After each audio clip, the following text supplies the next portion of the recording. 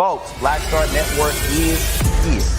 Hold no punches. I'm real revolutionary right now. Support this man, Black Media. He makes sure that our stories are told. Thank you for being the voice of Black America, Roland. Stay black. I love y'all. All momentum we have now, we have to keep this going. The video looks phenomenal. See, there's a difference between Black Star Network and Black-owned media and something like CNN. You can't be Black-owned media and be scared. It's time to be smart. Bring your eyeballs home. You dig?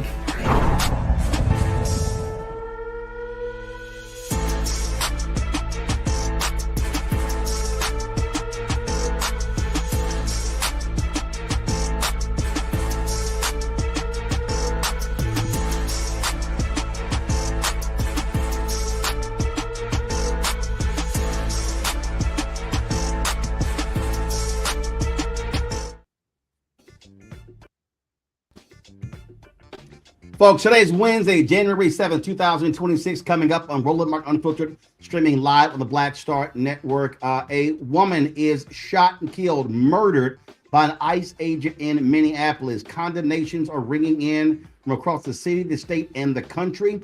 And of course, the Department of Homeland Security and Donald Trump lying about what took place. We'll show you what happened and all of the reaction as well.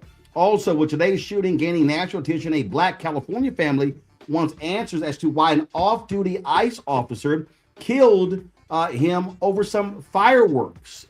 We'll talk to the attorney of a Florida family. They want to know why cops killed their loved one when Donald Taylor was seen walking away from the cops who shot him in the back. Also, in tonight's Crockett Chronicles, Congresswoman Jasmine Crockett lays into Republicans who are more concerned about fraud in Minnesota as opposed to keeping health care affordable. Also, the founder of CurlMix joins us to give us an update on the status of her company. Remember, she came on here saying if they didn't sell a certain number of orders, they'll be out of business by December 31st.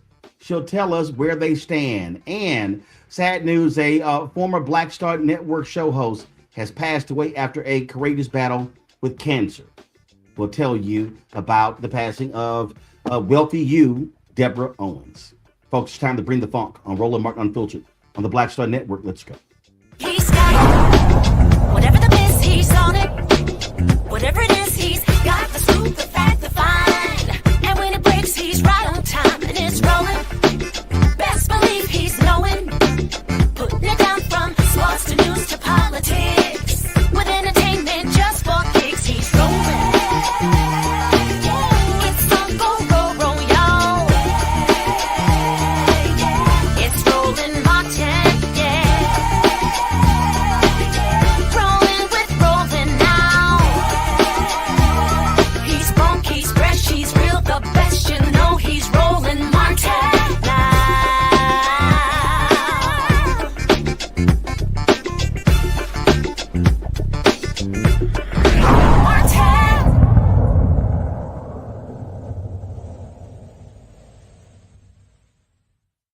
Weeks, an ICE agent has gunned someone down, this time in Minneapolis.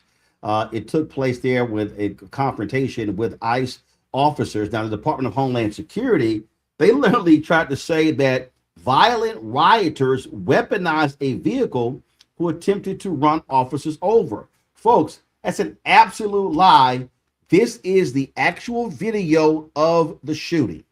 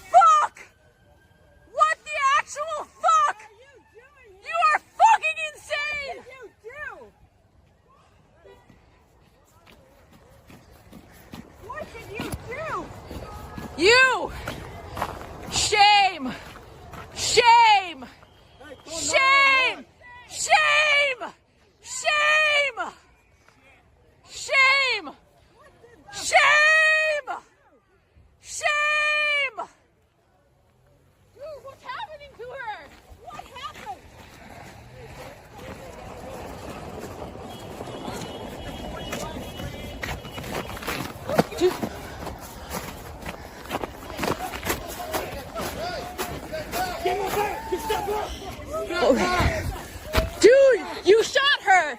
I'm trying to help. No, no. You fucking shot someone in the fucking face.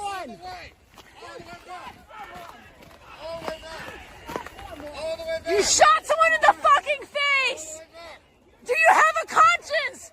Do you have a conscience?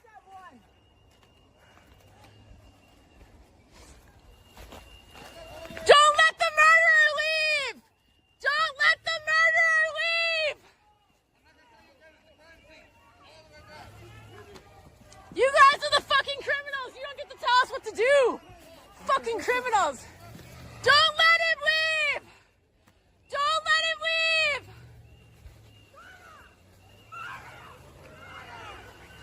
Pussy motherfuckers, man.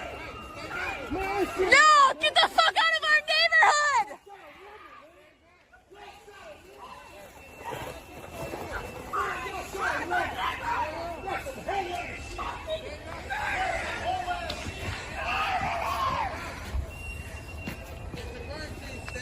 Yeah, it's a fucking crime! We fucking know it! We're here!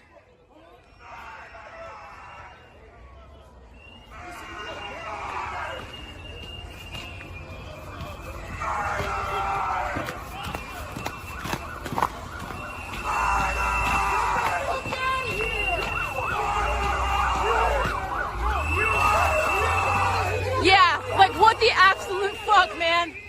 What the absolute fuck? Do you have a conscience? Do you have a conscience? Do you have a conscience? This is the time, man. This is the time to have a conscience. This is not okay.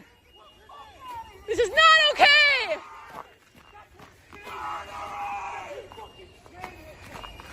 Get a fucking conscience. Can you look at me and tell me you're doing the right thing? Get the fuck out of here, bro. You didn't fire any weapons. Fucking your people did, man. In the head. In the head. I didn't do anything. And she drove me to the floor. Murderer. You, look at me. Look at me. You can't even. Watch out, man. Watch out. Why don't you look at me? I thought you could do it. You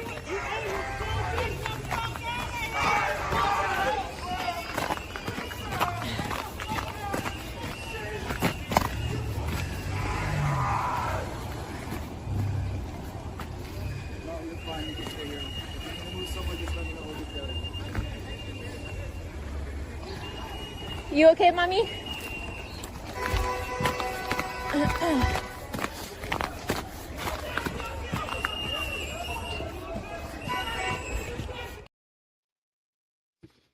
Now, folks, here's this video from another angle. Watch this.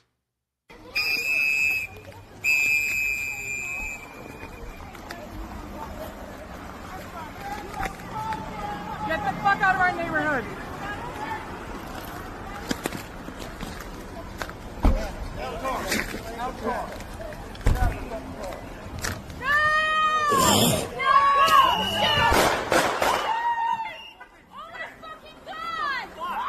What the fuck? Dude, what the fuck?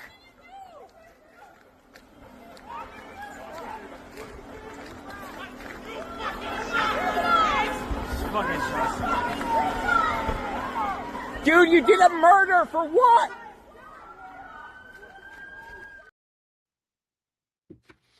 Now, folks, Kristi Noem, who was the Secretary of the Department of Homeland Security, went on Fox News. This is what she said. This is how she described what took place in Minneapolis. You just saw the video. Here's what she said. You asked about a shooting that we just had in Minneapolis, Minnesota. It was an act of domestic terrorism. What happened was our ICE officers were out in an enforcement action. They got stuck in the snow because of the adverse weather that is in Minneapolis. They were attempting to push out their vehicle, and a woman attacked them and those surrounding them and attempted to run them over and ram them with her vehicle. An officer of ours acted quickly and defensively shot to protect himself and the people around him. And my understanding is that she was hit and is deceased. We're continuing to gather more information, but this goes to show the assaults that our ICE officers and our law enforcement are under every single day. These vehicle rammings are domestic acts of terrorism. We're working with the Department of Justice to prosecute them as such.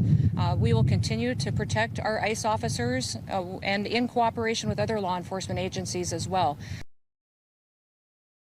Folks, what you just heard was an absolute lie. So I want y'all to cue up the video, the first video we played, the 4.5-minute video.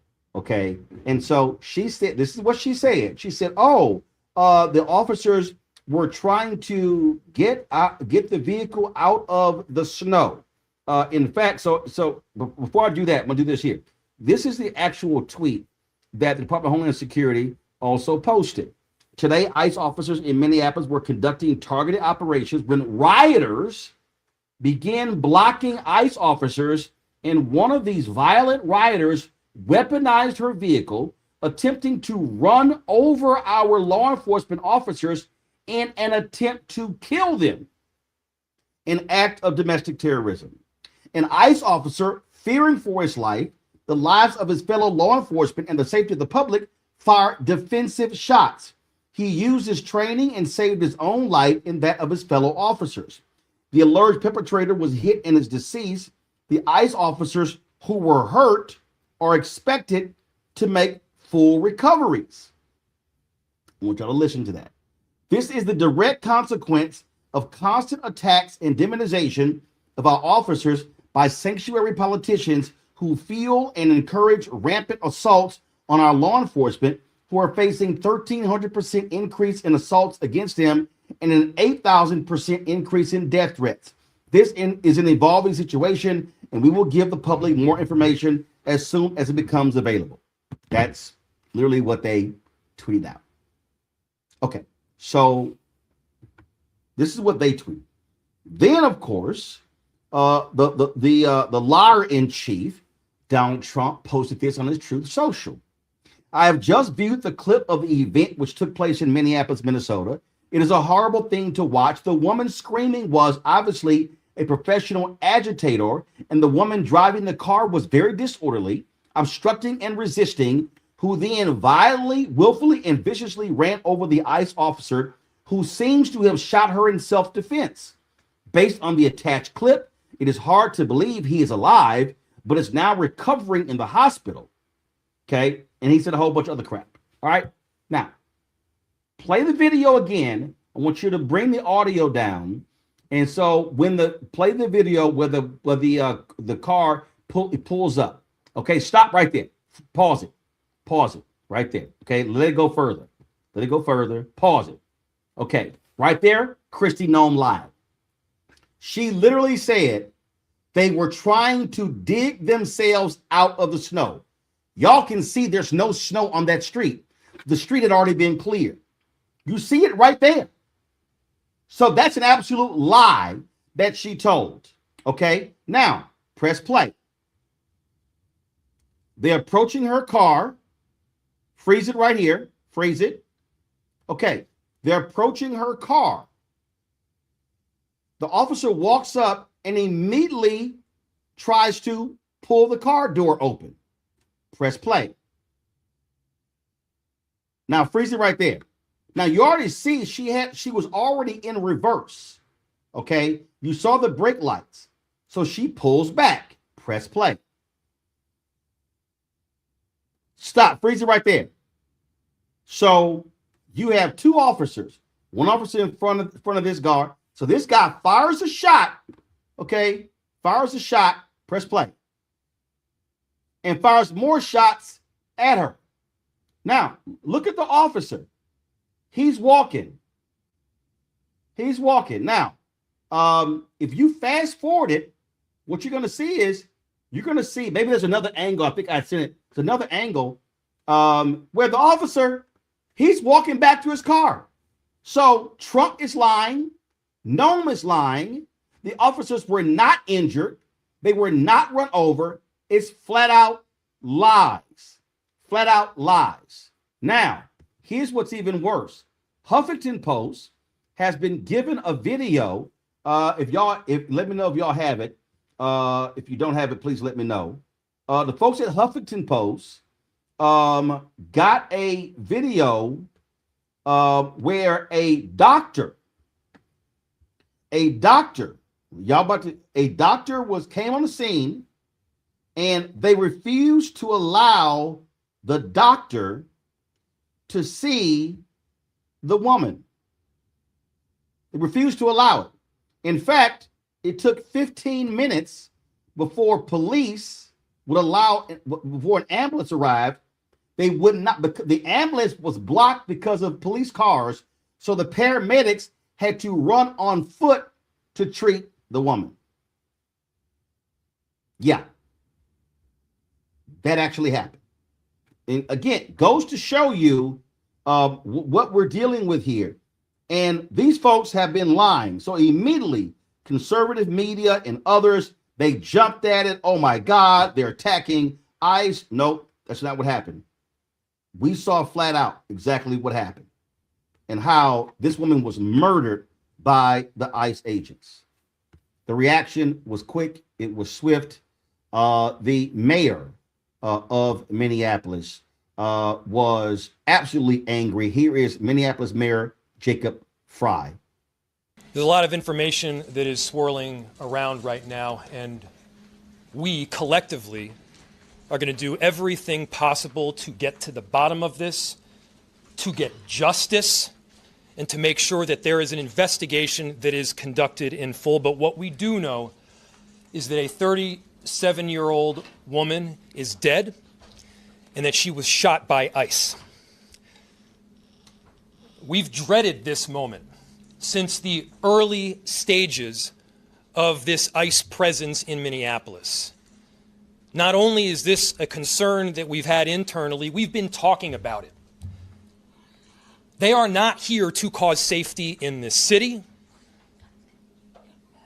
What they are doing is not to provide safety in America. What they are doing is causing chaos and distrust. They're ripping families apart. They're sowing chaos on our streets. And in this case, quite literally killing people. So they are already trying to spin this as an action of self-defense. Having seen the video of myself, I want to tell everybody directly, that is bullshit. This was an agent recklessly using power that resulted in somebody dying, getting killed. As soon as it happened and we learned of the incident, we had several priorities. The first, of course, was to get the victim to the hospital and to get care as soon as possible. To the family, I'm so deeply sorry. There's nothing that I can say right now that's going to make you or your relatives or the friends of the victim feel any better. There were, I believe, 2 Minneapolis police officers that responded and were in the ambulance on the way to the hospital. The second was to get ICE off of the scene. There were dozens, if not hundreds, of ICE and federal officers that were there at the time. Having them there was only causing more chaos.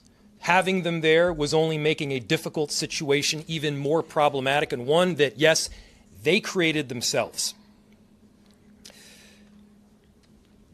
There's little I can say, again, that'll make this situation better, but I do have a message for our community, for our city, and I have a message for ICE.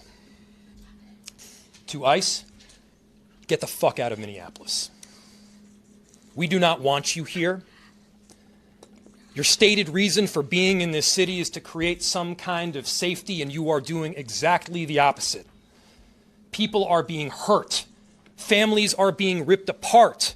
Long-term Minneapolis residents that have contributed so greatly to our city, to our culture, to our economy are being terrorized, and now somebody is dead. That's on you. And it's also on you to leave. It's on you to make sure that further damage, further loss of life and injury is not done. We're going to be working towards justice as quickly as we possibly can right now, and justice is what we've all got to get. Next, a message to our community. Look, we all know that the agenda of this Trump administration is to create chaos. Let us respond right now with our best versions of self.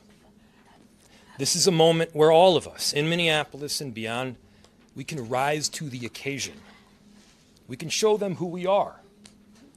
We can show them the kind of courage, bravery, love, and compassion that makes Minneapolis, Minneapolis, and that makes America, America. We are better than a bunch of ICE agents being deployed to cities around the country and ripping apart families and communities. We're better than that. And so we are going to meet that hate with love. We are going to meet that despair with hope. We are going to meet that injustice with constitutional justice ourselves.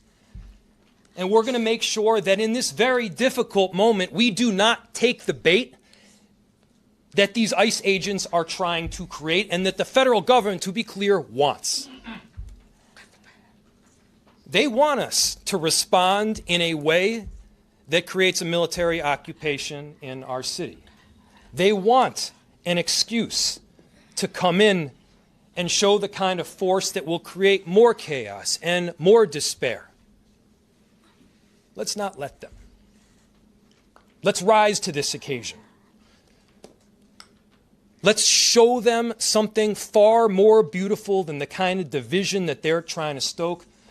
Let's show them unity of purpose, of love, and the courage of our conviction. Our conviction, to be clear, is rock solid, and it is for our neighbors, all of our neighbors. It's for people who have lived here for 80 years. It is for new immigrants who have made this city a better place.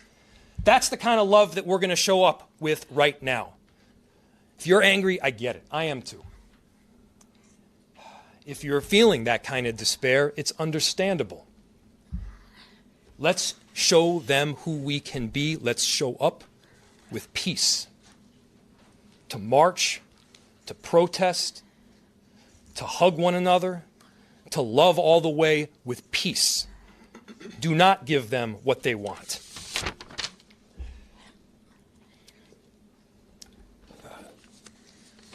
Finally, we've got a lot of work that needs to happen right now to make sure that, first, of course, the scene was secured as much as possible, that we were able to get the victim, now deceased, to the hospital. We've got a lot of work to do in the coming days. I want to thank our city enterprise for the work that they have done, but more importantly, what they're about to do, because this is going to be heavy and our city has been through a lot. We also know that we're prepared to do right for people. All right, folks, this is how Minnesota Governor Tim Walz responded in his news conference after this murder. This morning, we learned that an ICE officer shot and killed someone in Minneapolis. My deepest condolences to the family, to the loved ones who had to learn about this tragic event on national television. We have been warning for weeks that the Trump administration's dangerous, sensationalized operations are a threat to our public safety, that someone was going to get hurt. Just yesterday, I said exactly that. What we're seeing is the consequences of governance designed to generate fear, headlines, and conflict. It's governing by reality TV, and today that recklessness cost someone their life. I've reached out to Secretary of Homeland Security Kristi Noem, and I'm waiting to hear back. Let me be clear, Donald Trump and his administration may not care much about Minnesota. That's been pretty evident, but we love this state. We won't let them tear us apart. We'll not turn against each other. To Minnesotans, I say this: I feel your anger. I'm angry. They want a show. We can't give it to them. We cannot. If you protest and express your First Amendment rights, please do so peacefully, as you always do. We can't give them what they want. The hearts and minds of the people in this state are on our side. To Americans, I ask you this: please stand with Minneapolis. To Minnesotans, know that our administration is going to stop at nothing to seek accountability and justice. The State Bureau of Criminal Apprehension are working on the investigation. We have activated the State Emergency Operations Center. State Patrol and Minnesota National Guard leadership is connected with the Minneapolis Police Department, the St. Paul Police Department, Hennepin County Sheriff's Office, the DNR, and Minnesota's Homeland Security and Emergency Management. We have activated dozens of members of the State Patrol's mobile response team. And from here on, I have a very simple message. We do not need any further help from the federal government. To Donald Trump and Kristi Noem, you've done enough. There's nothing more important than Minnesotan safety. I've issued a warning order to prepare the Minnesota National Guard. We have soldiers in training and prepared to be deployed if necessary. I remind you, a warning order is a heads up for folks. And these National Guard troops are our National Guard troops. They're teachers in your community, they're business owners, they're construction professionals. They are Minnesotans. Minnesota will not allow our community to be used as a prop in a national political fight. We will not take the bait. Folks, again, just shocking and stunning, and the lies continue to come out of the White House as they try to cover all of this up. Our panel is Rebecca Carruthers, President, CEO of Fair Election Center out of D.C., Tyler McMillan, Social Justice Leader and Movement Strategist out of D.C., Joy Chaney, founder of Joy Strategies out of D.C. Rebecca, I'll start with you. I mean, it's just lies, pure and simple from Trump's White House. No shock, because he's a liar in chief. Well, first, Happy New Year, Roland. So with talking with some folks on the ground and getting messages like on my phone, just getting, asking people, hey, what are you hearing on the ground? Especially to your point earlier, the stark contrast with what the administration is saying that is lies and very inaccurate. Even the idea that this person was protesting, as you can see in that video and what I'm hearing from folks on the ground, that there is no reports that there was a formal protest that was happening. But even saying that this person was a domestic terrorist, once again, there's no, first of all, a domestic terrorist, there really isn't that designation by the federal government in this country, and they're not even able to prove it. So they're just saying words. What this reminds me of, I had a conversation with a colleague last year, and they said, look, we're in a slow-moving civil war. It started at Charlottesville, and quite frankly, it's a war between white people versus white people, just like the last civil war that we had. And so what's interesting as a Black person observing and seeing what's happening is a white woman was killed today. And yes, they're trying to paint her as super liberal because also in that car was her wife, because this was a white woman who happened to be a lesbian. And the reason why I bring that is that we know this administration is going to try to other her. They're going to try to say she was extremely radicalized.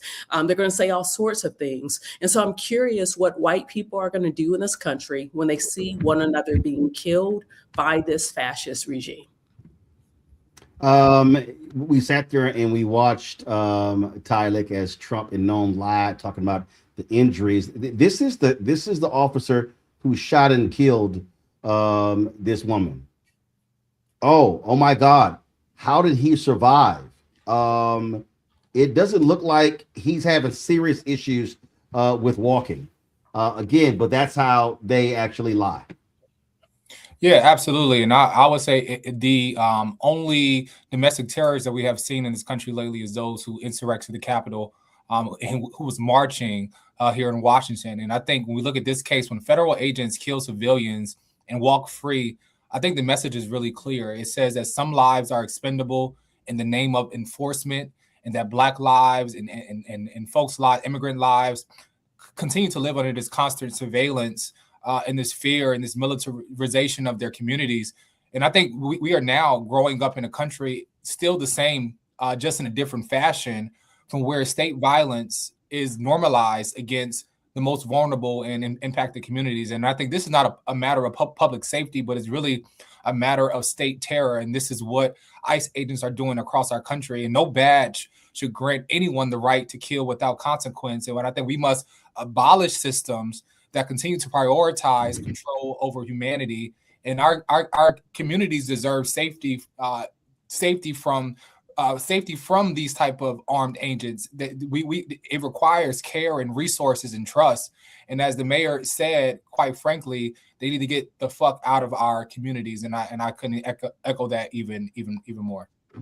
Joy, the woman's name is Renee Nicole Good. She was 37 years old and a mother of 3. Yeah. And to think, I mean, when she woke up this morning, she was just going about her business, right? Of daily living, being a wife, being a mother, etc., being a citizen, and somehow found herself in the crosshairs of someone. To me, what I saw when I saw that video, I thought, like, how many times could you just be in the middle of the street? You have people screaming at you, yelling at you. You're just simply trying to get away, and that someone would shoot you. There was no threat. Watch the video over and over again. I know in the coming days, many people will say a lot, but the benefit of this time that we're in is that you don't have to listen to what other people say, including any of us on here. You can just watch it yourself. This man was not at risk. He took out his gun prior to her moving her car in his direction. So he was poised to try to take lethal action against her. And what I found alarming is that he approached the scene, but then he also left the scene. You know, I don't know if we could see whether he just moved out in front or he left it all together, but I hope that it's been clear that he should not leave the state of Minnesota. He is certainly, I'm sure he's being deposed right now by the law enforcement there and by federal officials. But what they're saying about him is obviously a lie. We can see it with our own eyes. And, you know, it's funny. I thought we were supposed to protect white women. This is a white woman like you all, you know, and not like us. We know they don't care about us. But this is someone that's like you. Donald Trump has separated even the white community. And this is why we have to take a stand together. Because if sane people who saw what they saw and know that's wrong can come together with the rest of us, then, you know, then there's nothing that can stop us. We have a civil war that's quickly, a cold war that's quickly becoming a hot one. And I think we saw it today. It was bound to happen. Indeed. Also, folks, on New Year's Eve, 43-year-old Keith Porter was fatally shot by an off-duty ICE agent in Los Angeles following celebratory gunfire outside of his home there. Porter's family is calling for a thorough investigation. The family attorney told a local news station there's no evidence that Porter fired a weapon towards the agent and questions whether the off-duty officer was justified in responding before police arrived. DHS claims the off-duty ICE agent acted in self-defense. The LAPD is investigating. All right, folks, got to go to a break. We come back. We're going to talk with the attorney, a family in Florida who's demanding answers to a loved one who was shot and killed by a cop in the back. You're watching Roland Martin Unfiltered on the Black Star Network.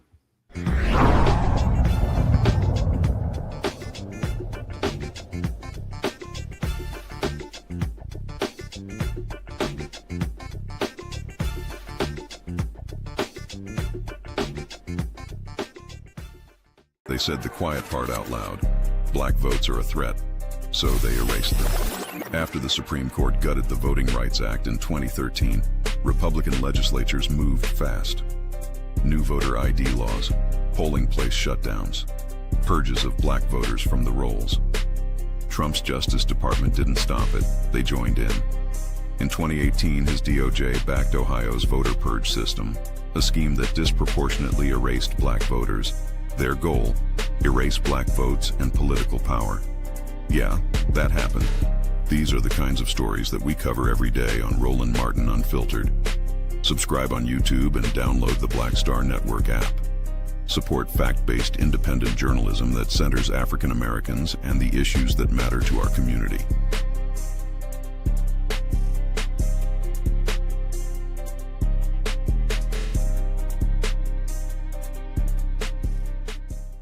If in this country right now, you have people get up in the morning and the only thing they can think about is how many people they can hurt, and they got the power, that's the time for mourning. For better or worse, what makes America special, it's that legal system that's supposed to protect minorities from the tyranny of the majority. We are at a point of a moral emergency. We must raise a voice of outrage. We must raise a voice of compassion. And we must raise a voice of unity. We are not in a crisis of party versus party. We are in a crisis of civilization, a human rights crisis, and a crisis of democracy itself. And guess what? You've been chosen to make sure that those that would destroy, those that would hate, don't have the final say, and they don't ultimately win.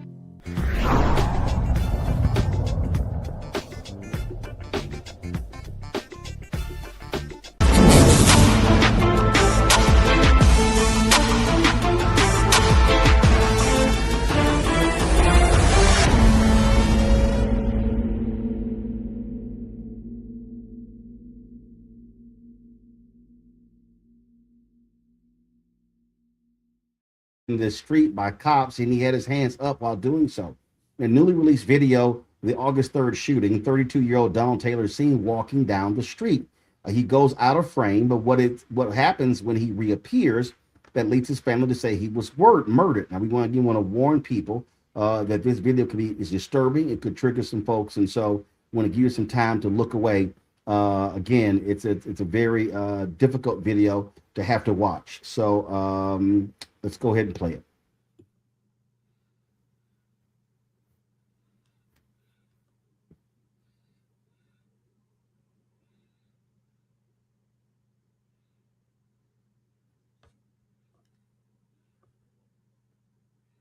All right, folks, do we have the video?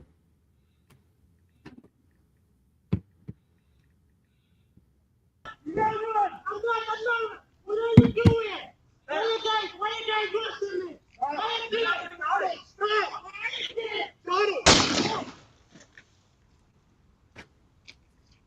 Don't move! Do not move! Do not reach! Do not reach! Do not reach! I'm leaving.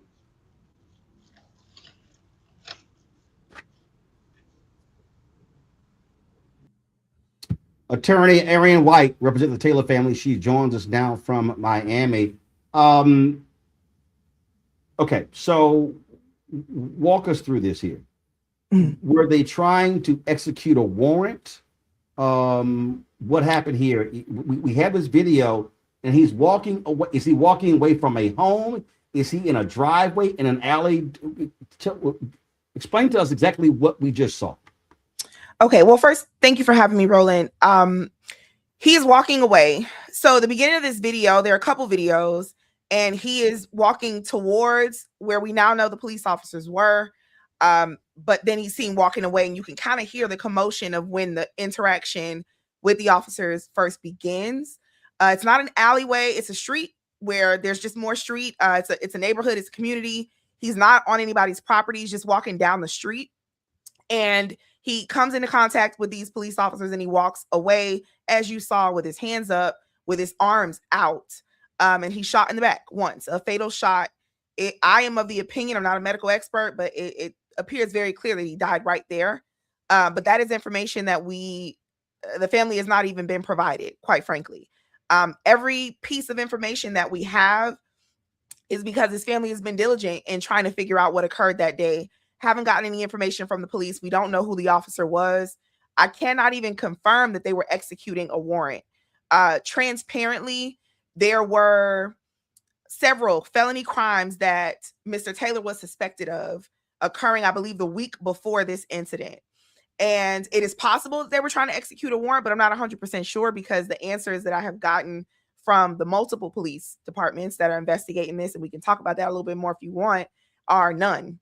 Zero. We haven't gotten any information from them. We were able to get this video because of a Good Samaritan who thought it was important that this family have answers for what actually happened that day. Again, what's strange to me is so he's walking away. We're going to play the video again because I think it's important so we properly understand what happened here. His hands are up. Doesn't look like he's reaching for anything. So go ahead and play the video again. Okay, so we see he's walking away.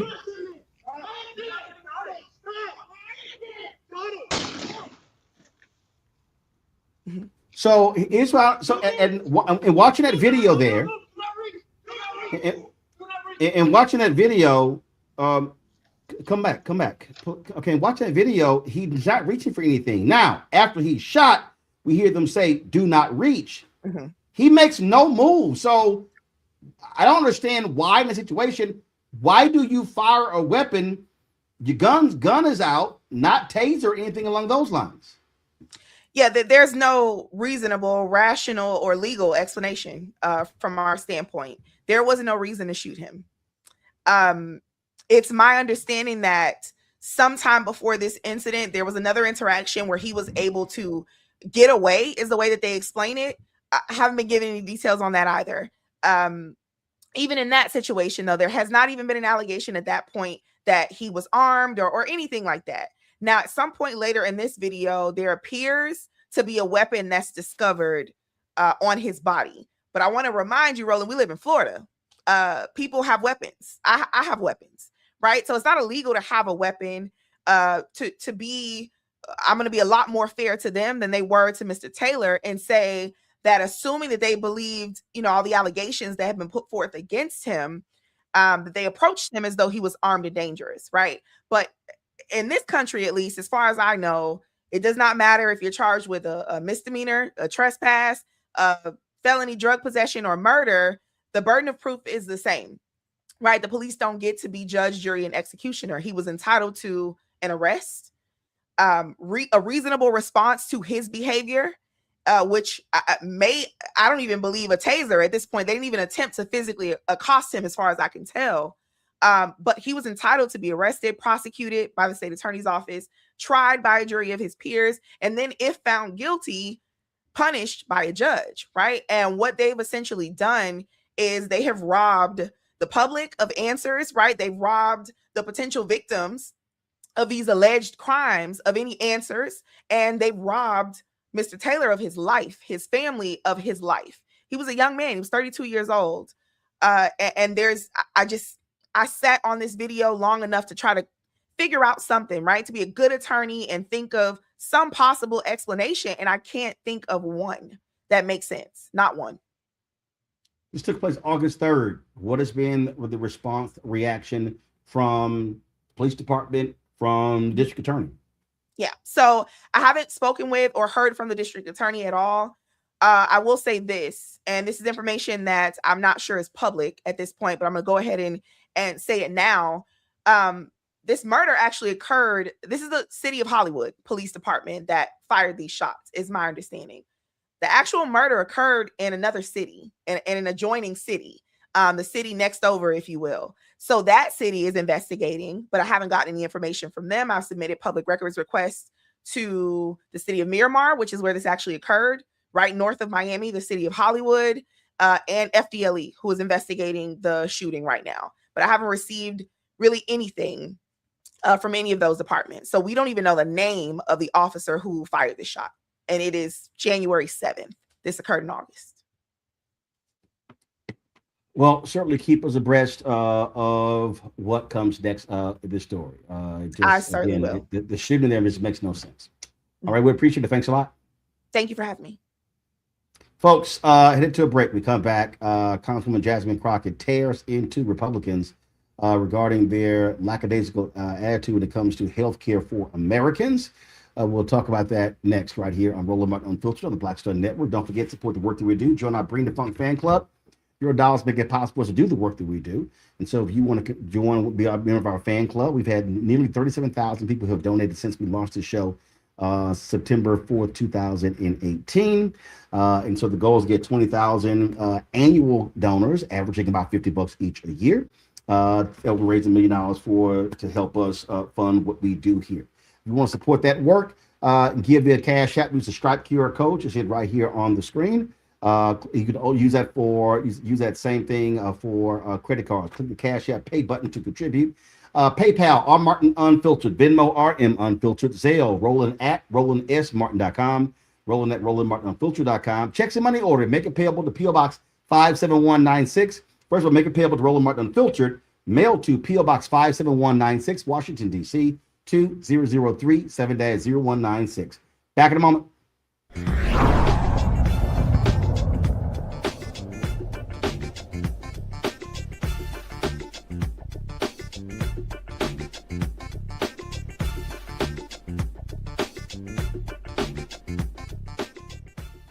They said the quiet part out loud. Black votes are a threat. so they erased them. After the Supreme Court gutted the Voting Rights Act in 2013, Republican legislatures moved fast. New voter ID laws, polling place shutdowns, purges of black voters from the rolls. Trump's Justice Department didn't stop it, they joined in.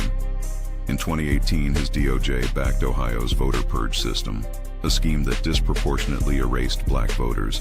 Their goal, erase black votes and political power. Yeah, that happened. These are the kinds of stories that we cover every day on Roland Martin Unfiltered. Subscribe on YouTube and download the Black Star Network app. Support fact-based independent journalism that centers African Americans and the issues that matter to our community.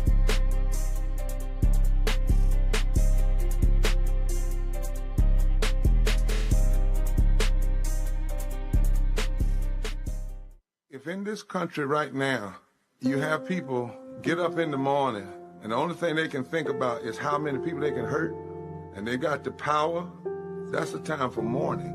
For better or worse, what makes America special, it's that legal system that's supposed to protect minorities from the tyranny of the majority. We are at a point of a moral emergency. We must raise a voice of outrage. We must raise a voice of compassion. And we must raise a voice of unity. We are not in a crisis of party versus party. We are in a crisis of civilization, a human rights crisis, and a crisis of democracy itself. And guess what? You've been chosen to make sure that those that would destroy, those that would hate, don't have the final say, and they don't ultimately win.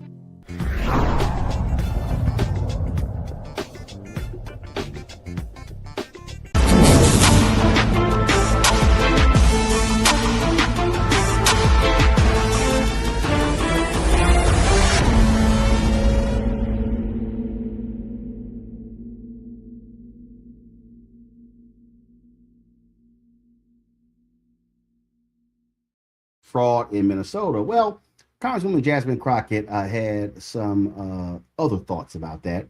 And here is how she challenged the panelists today. I just have one quick question. I have not been here the entire hearing, but I don't think this question has been posed for each of you, and we can start at the far end. Do you believe that all Somalis are engaged in fraud? I do not, and I'd like to... Okay, just yes or no. Next. Of course not. Oh, absolutely not. We have good Somali people in our state. Okay. Absolutely not. Okay, thank you so much. I just want to make sure I level set, because it seems like we want to continue to, especially as we just heard those particular articles entered into the record, we want to continue to just make it seem as if you are Somali, then somehow you are a fraudster. And this administration has decided that it wants a target on their backs. And so when my colleague, Ms. Randall, decided that she wanted to talk about the threats that are being made towards various Somali people, the reason she brought it up is because this particular side of the aisle has a tendency of, if one person does something bad, especially if they are an immigrant, then we are going to cast aside that entire community. So I wanted to level set, and I appreciate your honesty, because that's something that we very rarely get from my colleagues on the other side of the aisle. In fact, if we want to talk about fraud, I got a lot of fraud that we're going to talk about, because we're going to get into this, but I am very curious to hear, let me ask you, Mr. Ballou, are you aware of allegations that $50,000 in taxpayer dollars have been given to someone that is currently sitting in this administration by the name of Tom Homan? Are you aware? Okay, that's a yes. I am. Okay. And last I checked, and correct me if I'm wrong if you have different information, but he was given that $50,000 in exchange for being able to provide contracts and kickbacks to people as soon as Trump was going to get into office. The DOJ was actually investigating this, but as soon as Trump got into office, last I checked, he actually said, go ahead and throw away that case. So it was a Department of Justice investigation, and he accepted the money from an undercover FBI agent in cash. Are you aware as to whether or not we ever got that $50,000 back? I'm not. Oh, okay. Are you aware as to whether or not this committee has decided to investigate that? I'm not. Are you aware as to whether or not any committee in Congress has decided to investigate the fact that we know that he took $50,000 from an undercover officer, and yet we still don't have that money, nor does he have any charges? I'm not. Oh, okay. All right. So let's get into it. We're living through the most corrupt presidential administration in American history, a $300 million ballroom, a $230 million payout from the Department of Justice because the president got his feelings hurt because he had to be investigated for being a criminal. Hundreds of thousands of taxpayer dollars spent at Trump-owned properties around the country, Trump-branded wine being sold at the Coast Guard exchanges, American taxpayer dollars being spent on DHS propaganda ads on Truth Social, awarding federal contracts to corporations in exchange for campaign contributions. Kash Patel flew his girlfriend around the country on a multi-million-dollar jet that taxpayers paid for. Kristi Noem gave companies she's affiliated with hundreds of millions of tax dollars, then went out and spent another $200 million on 2 private jets for her travel. For 12 months, this administration has been taking billions of taxpayer dollars from American people and have been giving it away to their own companies in the form of tax cuts, government contracts, or other government funded subsidies. So Congress has a role in getting rid of fraud, I will admit that, in any federally funded government program. However, I think the fraud that the American people are concerned about is that the Republicans are taking away Americans' health care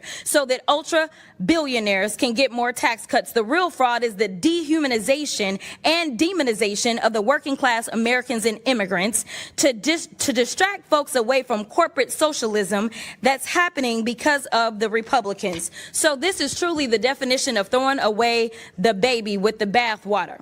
The Republican philosophy is that if the cost of living for the average American increases, they're on their own. But if the cost of doing business increases for the wealthiest people on earth, well, then it's the government job to bail them out. But I want to get to my last question because, Mr. Ballou, I got to give you a chance.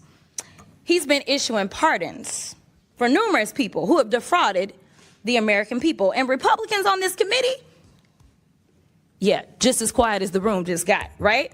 So, Mr. Ballou, talk to me about how the Trump administration has welcomed fraud across government by purging DOJ attorneys and shuttering ethics office across the federal government. Well, you know, one of the things that's been a common theme in this discussion so far is potential government employee involvement in some of these schemes. That hasn't been proven yet, but it does seem to be alleged. The concern that I have is the office that would prosecute that in the Department of Justice, the Public Integrity Section, has been largely defunded and decimated. Thank you so much. And my time has expired, but I do have some UCs, Mr. Chairman. You want to do them now? I do. Okay. The first one is from Truth Out. Trump grants clemency to executive who led $205 million Medicare fraud scheme. Without objection, it's ordered. The next one is Trump commutes sentence of Dr. Solomon Melgen, eye doctor, found guilty of Medicare fraud. Without objection, it's ordered. The next one, healthcare fraudster Philip Esfermaze is latest Trump clemency recipient to be arrested. He defrauded more than $1 billion from Medicare. Without objection, it's ordered. Trump pardons nursing home owner and supporter convicted of $7 million in tax evasion. Without objection, it's ordered. Trump and pardons, we'll want all that stuff to put in the record. So, I will. I got you. Trump pardons cost victims and taxpayers $1.3 billion, House Judiciary Committee Democrats review says. All right, without objection, so ordered. Wow, that's a whole lot of fraud there, Tyler. And Republicans, as she said, are very silent. Yeah, definitely. And I think if leaders are serious about stopping fraud, as just stated here, they would, first start off with the corporate abuse and political corruption that we already see. And even though we talk about cutting lines to poor and working class people, being at the brunt of this fraud. And even we talking about healthcare, I think healthcare is a big thing where affordable healthcare is under attack.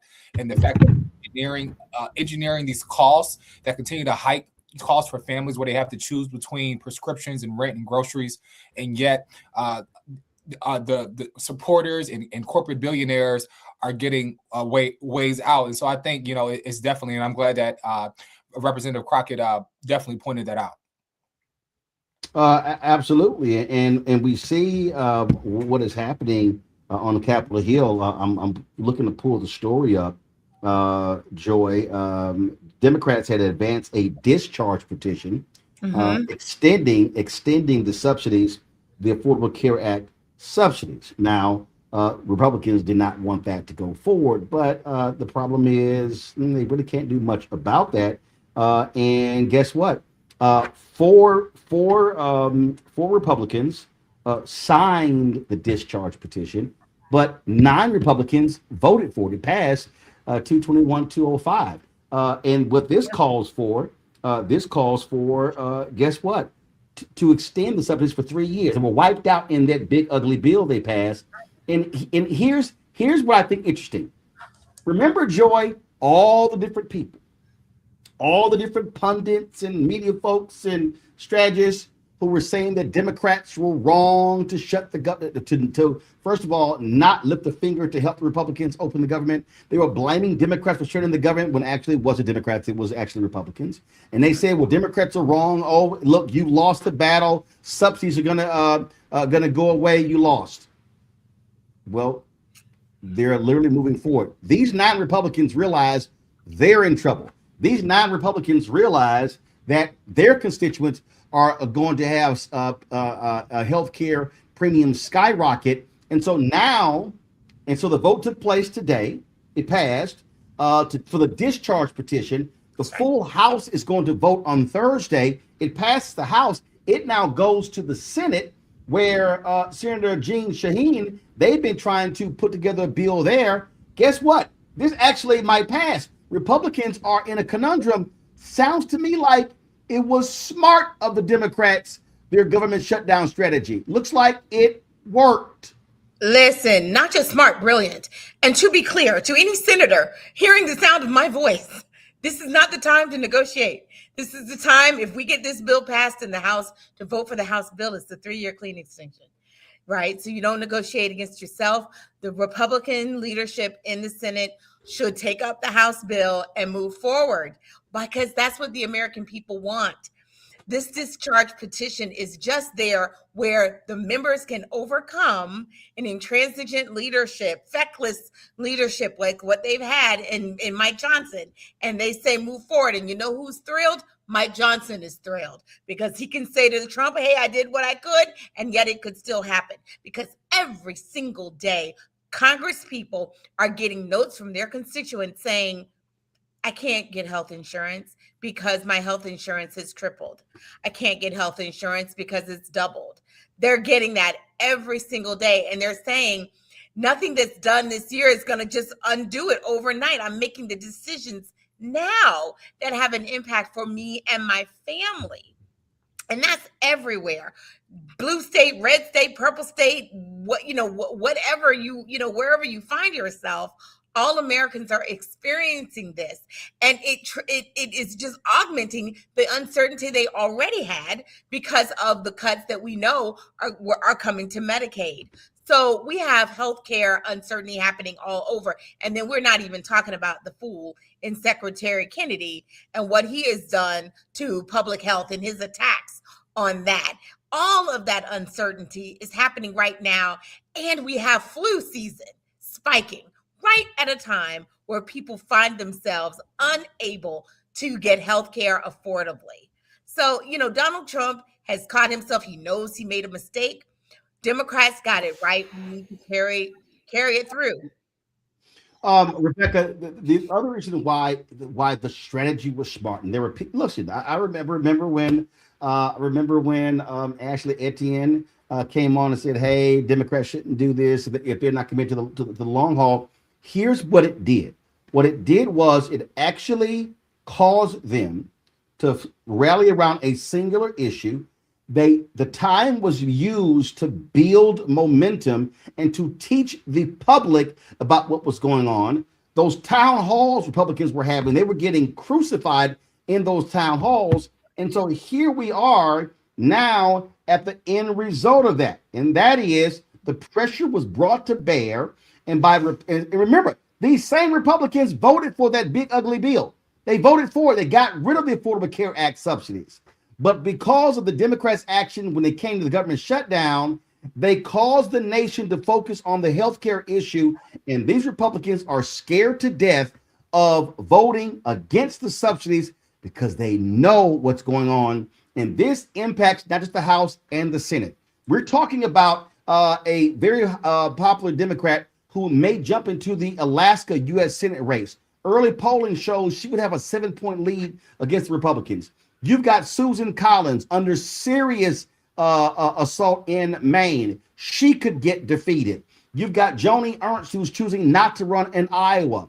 The Republicans have been getting their butts kicked in Iowa. That could be a pickup. You got former North Carolina Governor Roy Cooper, hugely popular, running on the Democratic side of North Carolina. That could be a pickup. You got Republicans have not been able to find a big name to run against Senator John Ossoff in Georgia. And so you literally have the potential. Again, it's not guaranteed. Democrats could very well end up controlling the United States Senate by riding the issue of health care and affordability. Roland, we broke this down 2 months ago. In fact, I think it was the first Wednesday in November where we talked about where the Democrats were positioning themselves during the government shutdown and why they needed to really explain what was happening with healthcare and with the subsidies. This is also why we called out Charlemagne the God on the Breakfast Club for purposely spreading disinformation and saying, oh, well, it doesn't matter. What the Democrats are doing doesn't make sense. And then just saying things that were erroneous to Black listeners of the Breakfast Club in regards to what was happening. I think the key that what we did, the key was walking people. Again, this is where I think it's important. Because a person who's watching today may go, well, okay, I'm not understanding 6 months from now. Because remember, we had Congresswoman Lauren Underwood on the show. And if I'm correct, Underwood was talking about, I think she was introducing a bill that would extend the subsidies for a year. What did Donald Trump say in late November? He floated a 3-year extension of the subsidies. Republicans were like, where's this coming from? This particular bill here, it would be 2 or 3 years. And so what you have going on here, and again, this is where I think people have to understand, action that you take in October and November may not manifest or show up until March, April, May. But this is where the strategy comes in. Because if the Democrats had folded early, they then would not have been able to create and build the resonance around the issue. Because it would have been, oh, y'all selling wolf tickets. It's not going to happen.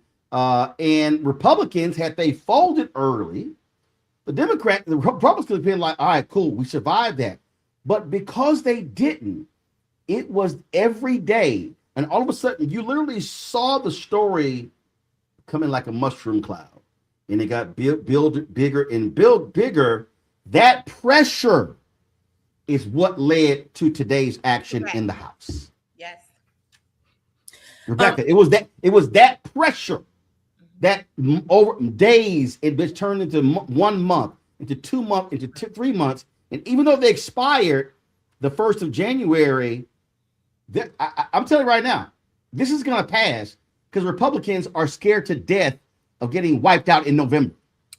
Absolutely. What we saw this late fall 2025, is that Democrats use strategy to position healthcare and healthcare subsidies as an issue in 2026, not just a wedge issue. And we say wedge issue, so to explain to your audience, it's the issue that you use to drive people politically, right? But what Democrats actually did, they moved it from just a wedge issue, but they turned it into a voting issue. Because one thing that we have learned since 2009, 2010, is that healthcare subsidies, premium costs are a voting issue. It drives people to the polls. It's one reason why in 2010, Republicans were able to use it to beat Democrats over the head, and Democrats lost the midterms in 2010. There were other things as well, but those healthcare town halls was the catalyst that Republicans use.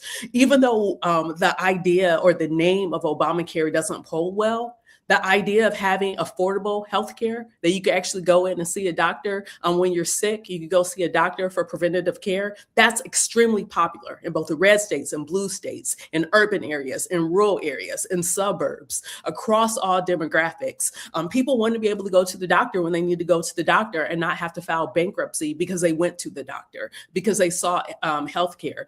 And so it's very important. I do agree with you. I do think in the next 10 days, this thing is going to pass because the Republicans they don't need this as a voting issue in 2026 because they'll lose on it. They don't want to go into the next presidential cycle in 2028 with it hanging over their head either. But the other thing, just to mention, Roland, just a preview for your viewers, is that we're going to have another continuing resolution to figure out the budget because we're going to run out of money again with the federal budget because we haven't passed the budget. That's going to happen at the end of this month. And then today, Donald Trump said, hey, you know what? We need to have $1.5 trillion in military spending. And so there's some bigger fights that are right behind the horizon. Right. I do think there's been enough pressure for this thing to pass in the next 10 days. But here's the other thing that I think is important that we just can't overlook. We saw the better part of 2025. I mean, everybody. I mean, people in the chat group, television people, radio people, columnists, bloggers, content. Everybody was saying, oh my God, these Democrats, they don't know what they're doing. They've got no vision. They've got no strategy. They are adrift. And they were. Let's just be perfectly clear. They didn't know what the hell to say or do in February, in March, in April, in May, in June, or July, in August. What changed? And I need people to pay attention because we were trying to tell folks this. One, the Epstein files actually centered Democrats. You had folks like Thomas Massey and Boebert and Marjorie Taylor Greene and these MAGA people who like released the files. All of a sudden, Democrats saw a window open. So the audience, most people had never heard of this thing called a discharge petition. Folks had never heard of that. Remember, I need people, everybody paying attention. What everybody kept saying, oh, they don't know what they're doing. Schumer, Jeffries, they're horrible. Their messaging is terrible. In the House, Democrats had no power. But the discharge petition, if you could get 218 House members to sign on to a discharge petition, you can bypass the Speaker of the House, bypass the committees, and bring a bill directly to the floor. What happened? That's what they did with the Epstein files. Then all of a sudden, Democrats said, well, wait a minute. Yeah, the government shut down. Then they started, wait a minute, hold up. We got a message. Healthcare, affordability, healthcare. Then it was, wait a minute. We could put a discharge petition for these subsidies. And that's where we're at right now. So for people who were complaining, people who were saying that their strategy in the government shutdown was wrong, I'm like, no. You weren't getting it. What it did was we finally saw in the last quarter of the year, October, November, December, we finally saw Democrats wake up, come up with a strategy that focused their entire party, and people were literally following that and not just trying to chase Trump on every other tangent. And now, what do you now have here? Oh, this is the Wall Street. Let me pull it up right here. If you don't think this stuff is important, y'all, how it all plays out, look at this right here. Boom. Trump moves to ban large investors from buying single-family homes. It's unclear whether congressional approval will be needed to institute the ban. You may say, oh, wait a minute, hold up. What's going on there? Because he's getting killed on affordability. His approval ratings are low. What did he say the other day? Look, y'all got to save me. If we don't keep control of the House, they're gonna impeach me. Tyler, why would you be concerned about impeachment if you didn't do anything that actually could lead to impeachment? See, this is what we're now seeing. It's showing up in the polling data. It's showing up in the special elections. Republicans are going, oh shit.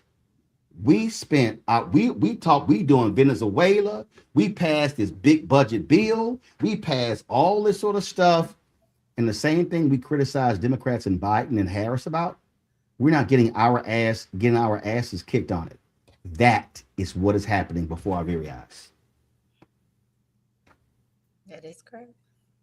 And I think framing the shutdown, around healthcare and affordability, because I think, in the abstract budgets, when we think about the budget's sake, is like whether people are living or dying. And I think that in that moral contrast of like protecting people over politics, and I think moving that and understanding the framework of how the Republicans, kind of moved the Epstein stuff, kind of using that same framework to really focus in on healthcare that many Americans care about, because I mean, it's really about life or death, and folks really have to make decisions now about keeping a roof over their head or going to buy prescriptions. And so I think it's a smart contrast to make.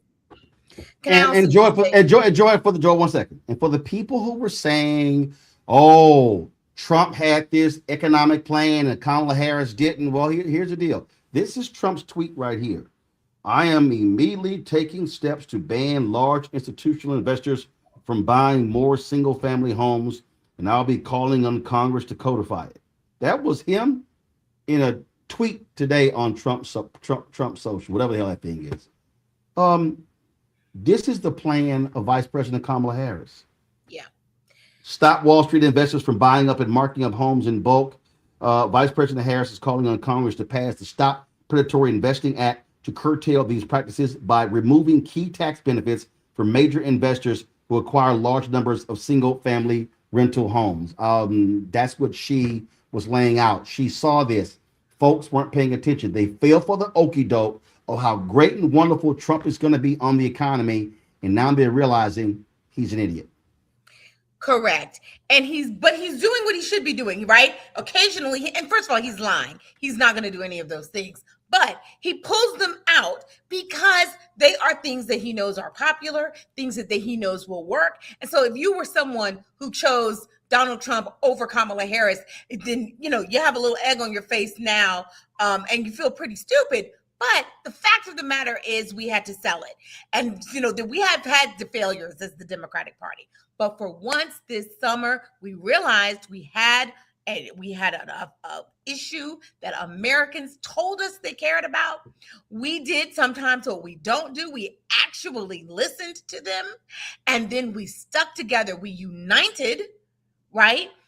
Maybe after 3 months, in the end, there were some who came to the table and took a different direction. But for those weeks, we were united and we were bold.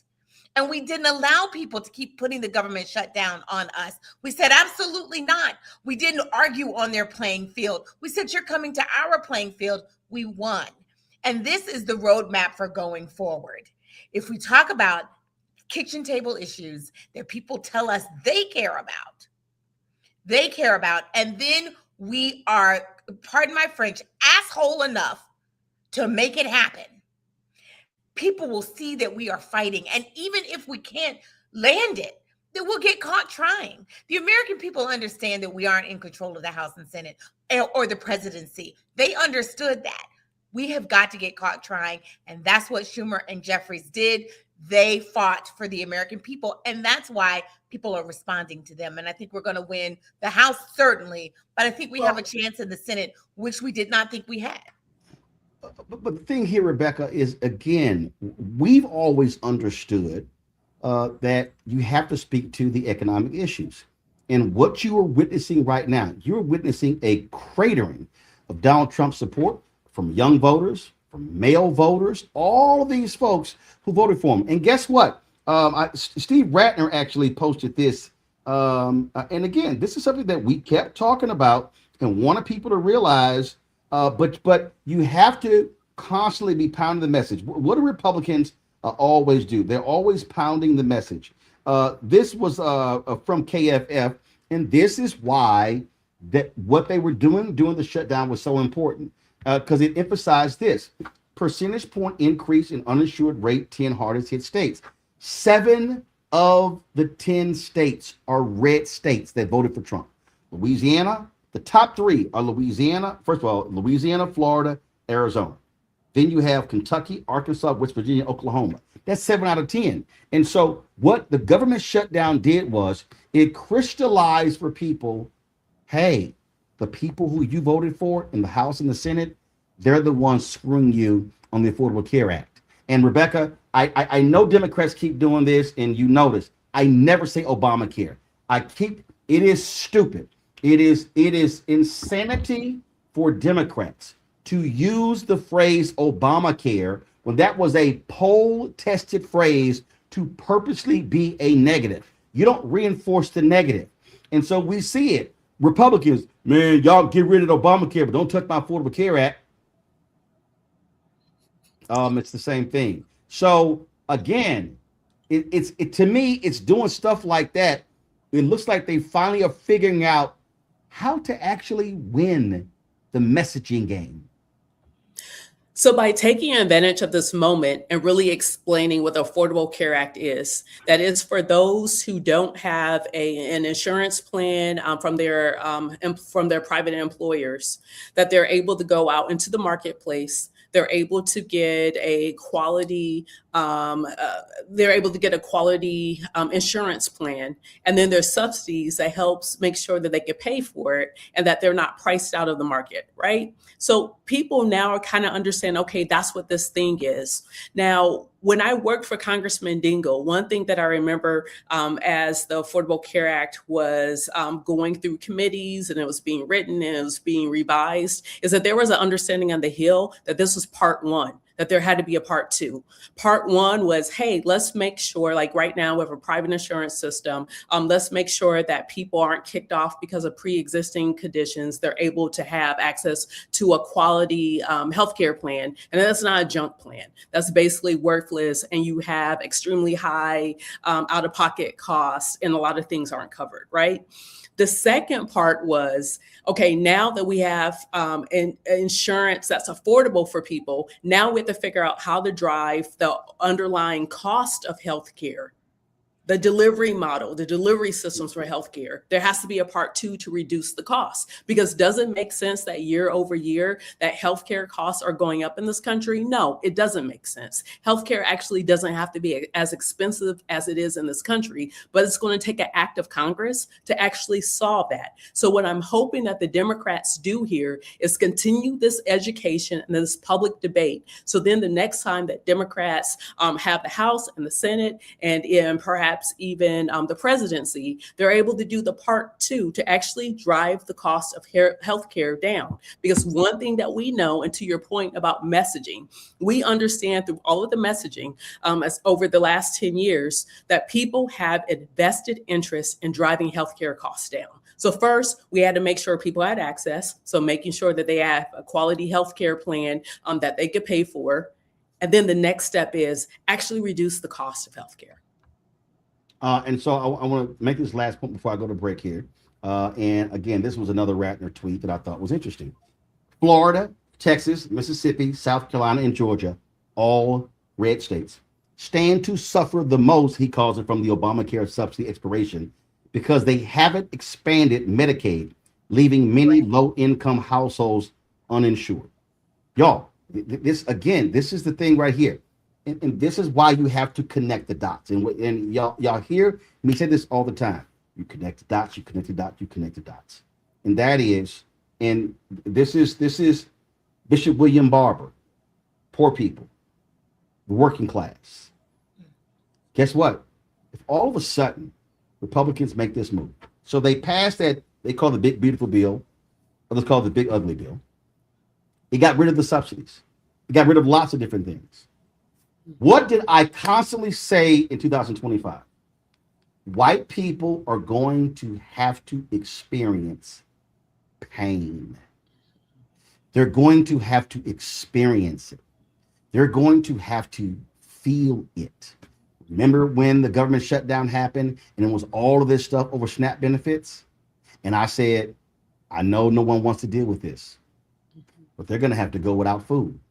And people was rolling. Look, the people who, I mean, these government workers, first of all, the law states that when there's a government shutdown, that the government workers are repaid the money when they were out. So here's the thing for everybody who kept saying that, well, it wasn't smart. The reality is Democrats knew that the government workers were going to get the back pay.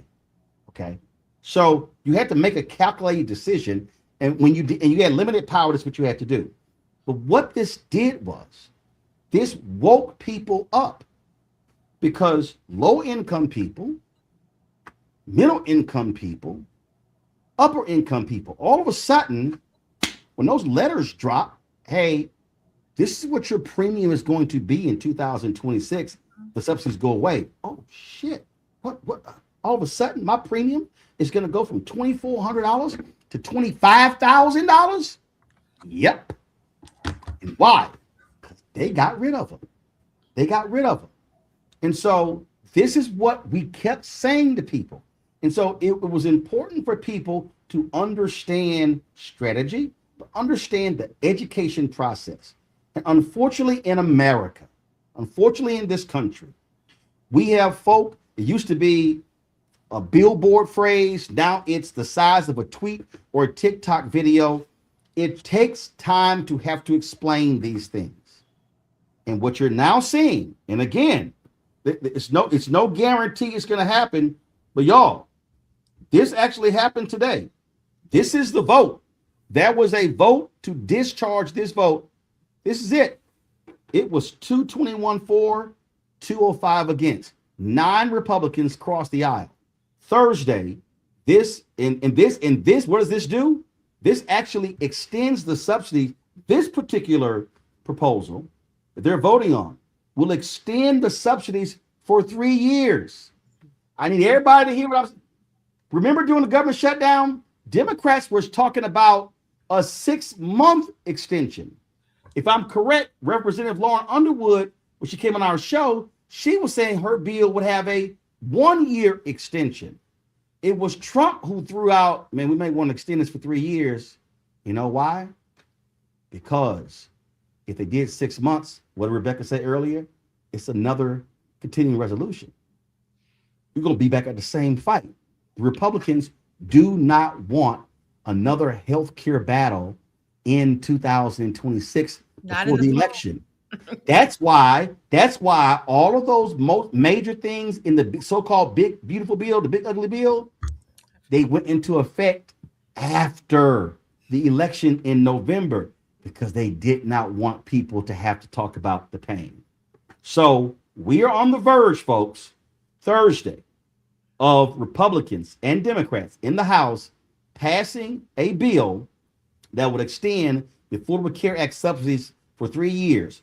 It passes the House. It now goes to the Senate, where they now have to negotiate. It's going to be 1 year, 2 year, 3 years.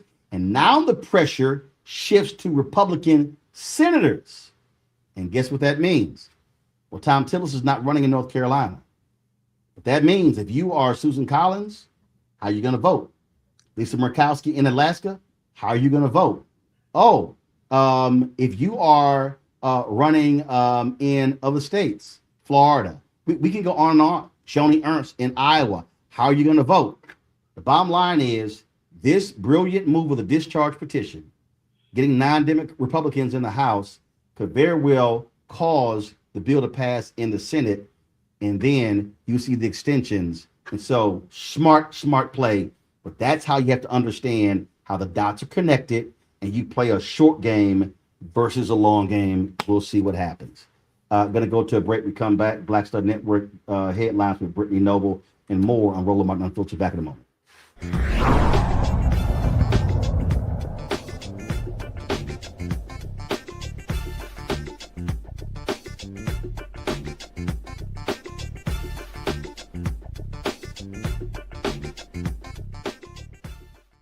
hatred on the streets. A horrific scene, a white nationalist rally that descended into deadly violence. White people are losing their damn minds. As an angry pro-Trump mob storms the U.S. Capitol, we're about to see the rise of what I call white minority resistance. We have seen white folks in this country who simply cannot tolerate black folks voting. I think what we're seeing is the inevitable result of violent denial. This is part of American history. Every time that people of color have made progress, whether real or symbolic, there has been what Carol Anderson at Emory University calls white rage as a backlash. This is the rise of the Proud Boys and the Boogaloo Boys. America, there's going to be more of this. Here's all the Proud Boys, guys. This country is getting increasingly racist in its behaviors and its attitudes because of the fear of white people. The fear that they're taking our jobs, they're taking our resources, they're taking our women. This is white fear.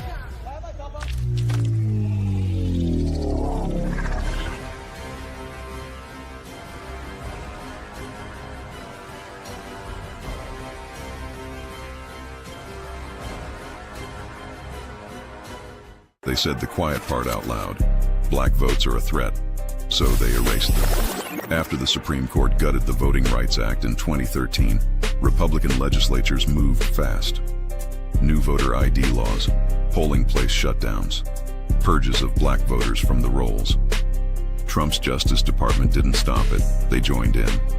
In 2018, his DOJ backed Ohio's voter purge system, a scheme that disproportionately erased black voters. Their goal, erase black votes and political power. Yeah, that happened. These are the kinds of stories that we cover every day on Roland Martin Unfiltered. Subscribe on YouTube and download the Black Star Network app. Support fact-based independent journalism that centers African Americans and the issues that matter to our community.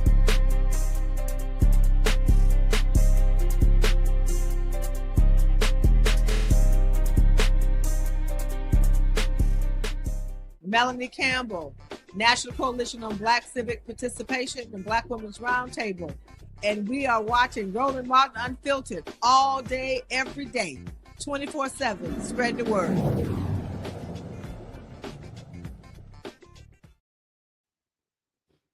All right, folks. Late last year, we had the founder of CurlMix on, and who said that if they did not sell a certain number of units by December 31st, they were going to be out of business. And so she walked us through exactly how tariffs, increase of goods and things along those lines impacted their business. Well, it's January 7th, and joining us right now is Kim Lewis, founder of CurlMix, to give us an update.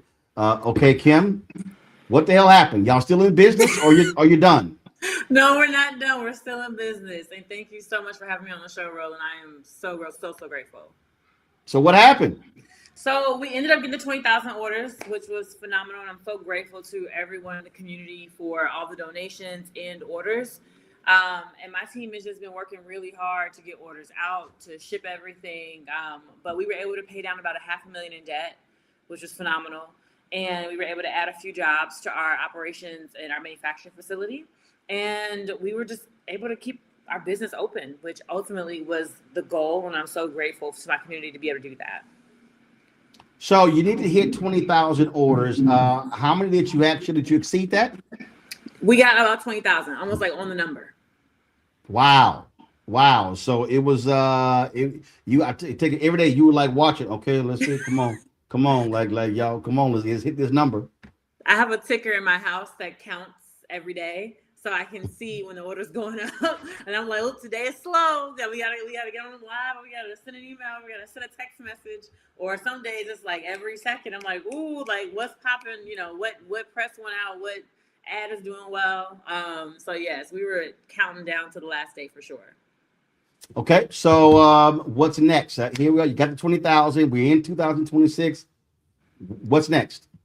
Right now, I'm focusing on building CurlMix. And so you'll see more come out about that. I realize that our special sauce is building in public. You know, it's always a kind of a fight internally to do it. You know, for those of my team members who are more conservative, they never really want to talk about like the numbers publicly. And my investors are like, we don't want to share things. But then my crowd wants to know updates, you know. what's happening, what's going on in the business. And every time we've done something public with the business, it's been successful. From Shark Tank to crowdfunding the first time, crowdfunding the second time, and then protect CurlMix. And I'm like, that's our secret sauce. Why don't we just go all in and build in public? And so I'm going to be bringing our customers along as we build in public throughout the year. Where we that's challenges. Sorry, go ahead. Yeah, listen, I have said to numerous people that very issue. I talk about what we do here, and I was having a conversation with several individuals, and I said you have to be transparent. I said you have to be letting people know this is where we are. This is what we're doing. And I'm going to have probably tomorrow. I'm going to be, there was somebody who was supposed to build our new sprinter, and it was a Black-owned company. This person did not. We sued them. We just got the default judgment. I'm going to give the details tomorrow. And so when there's a piece of equipment and we're trying to do something, I'm like, y'all, this is what this stuff costs, because we're in a moment now. And I was having this conversation with a sister who's had a business for more than 20 years. And I keep saying, we got to understand, when we say it's just us, ain't no cavalry coming for us. We see how they are attacking contracts. We see how they're attacking DEI. We see how they are going after everything. They want to defund Black America. And so this is where we have to look inward and really build. And that means being very transparent, open with the public. Let them know that, hey, if y'all want this stuff to continue, this is what you're going to have to do. No one is coming to save us. No one. And you're so right. And what we've learned, though, is that we can save ourselves. It is possible. And I think building in public is going to allow people to just be bought in and really feel like we're being honest, because I think that sometimes people think we're hiding things, and that's never the intention. It's always with the intention to protect the business. But I think you can protect the business and still be transparent at the same time. Maybe, in fact, protecting the business is being transparent, So that is my focus for 2026, building CurlMix. All right, then. Well, congratulations. Glad you hit it on the number. It's still in business. For folks who want to check your product out, what site did they go to? CurlMix.com. We sold out of a lot of things. The only thing available to buy is our 10 for 10. So which is basically 10 products for $10 each. We are still getting out the orders from December. So, we had 20,000 orders. A lot of those 20,000, like 10,000 came in right at the end. And so we are focused on getting those orders out and should be caught up by the end of this month. And then the 10 is the best thing to buy because everything else is out of stock right now. All right, then. Well, look, congratulations. I'm sure that is a huge sigh of relief for you. Y'all were just, pushing and pushing and pushing. But that's what, the reality is when entrepreneurship, that's what it's all about. And so congratulations, and we look forward to great things in 2026. Thank you for having me, Roland. I appreciate you. All right, folks, going to a quick break, coming right back. Headlines with Brittany Noble. Back in a moment.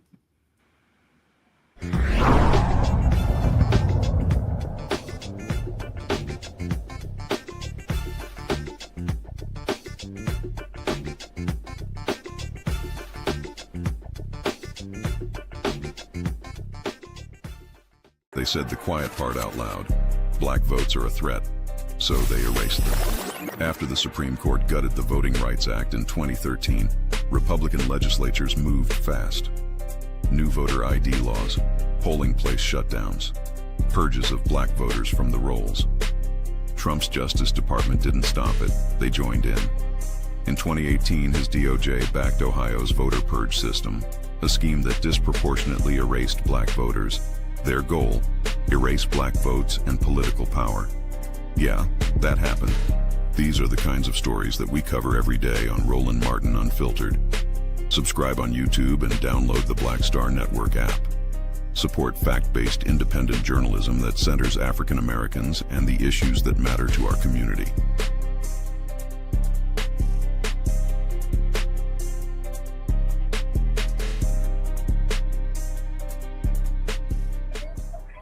In this country right now, you have people get up in the morning and the only thing they can think about is how many people they can hurt, and they got the power. That's the time for mourning. For better or worse, what makes America special, it's that legal system that's supposed to protect minorities from the tyranny of the majority. We are at a point of a moral emergency. We must raise a voice of outrage. We must raise a voice of compassion. And we must raise a voice of unity. We are not in a crisis of party versus party. We are in a crisis of civilization, a human rights crisis, and a crisis of democracy itself. And guess what? You've been chosen to make sure that those that would destroy, those that would hate, don't have the final say, and they don't ultimately win.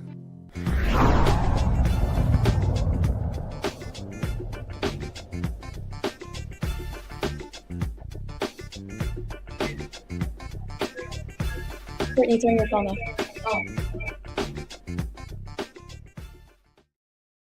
All right, folks, time for Black Star Network headlines with Brittany Noble. Roland, the trial of a former Uvalde, Texas school police officer accused of failing to act during the 2022 Robb Elementary shooting resumes on Thursday. Adrian Gonzalez has pleaded not guilty to 29 counts of child abandonment and endangerment stemming from the massacre that left 21 people dead.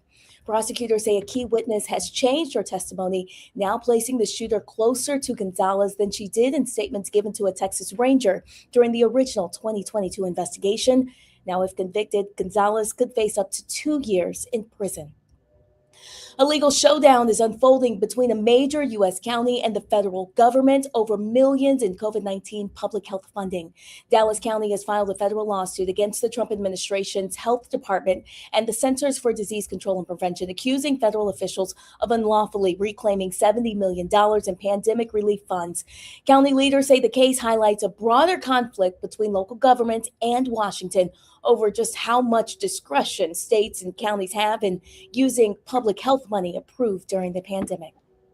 Wells Fargo in Dallas, Texas is denying a grandmother's $15,000 fraud claim. 83-year-old Billy Young wrote a check in August of 2024 to pay off her car loan.